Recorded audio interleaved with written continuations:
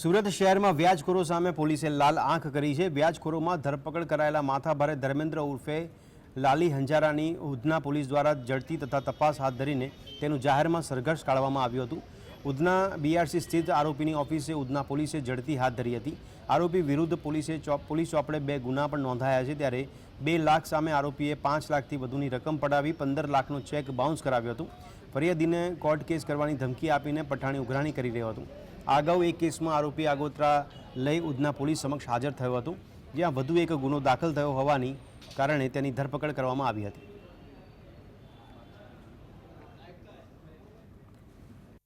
Surat police દ્વારા વ્યાજખોરો સામે લાલ આંખ કરી છે। ત્યારે ઉધના વિસ્તારમાં જાણીતો વ્યાજખોર લાલીની સામે હવે ઉધના પોલીસ દ્વારા પગલાં લેવામાં આવ્યા છે। લાંબા સમયથી નાણાંની વસૂલી કરવામાં આવતો હતો અને વ્યાજખોરોને ક્યાંક ને ક્યાંક ધમકાવવામાં આવતા હતા, ફરિયાદીને ધમકાવવામાં આવતો હતો અને પૈસા પડાવવામાં આવતા હતા। ત્યારે ઉધના પોલીસ દ્વારા હાલ આરોપી લાલીની ધરપકડ કરવામાં આવી છે અને તેને બીઆરસી ખાતે આવેલ તેની ઓફિસ ખાતે લાવવામાં આવ્યો છે અને ઉધના પોલીસની ટીમ દ્વારા હાલ તેને ઘટના સ્થળે લાવવા બાદ તેનું સરઘસ કાઢવામાં આવ્યો છે અને હાલ જે રીતના ઉધના વિસ્તારનો સૌથી જૂનો જાણીતો વ્યાજખોર એવો લાલીને હાલ અત્યારે પોલીસે કાફલા સાથે અહીં લાવવામાં આવ્યો છે અને સરઘસ કાઢી તેની તમામ પ્રકારની પૂછપરછ કરવામાં આવી રહી છે। કેટલાક ફરિયાદીઓ પાસેથી પૈસા પડાવ્યા હતા તે તમામ પ્રકારની પૂછપરછ કરવામાં આવી રહી હતી। મિલકતોની પણ તપાસ કરવામાં આવી રહી છે। જો ગેરકાયદેસર મિલકતો હશે તેની સામે પણ પોલીસ દ્વારા હવે કાર્યવાહી કરવામાં આવશે। સાથે સાથે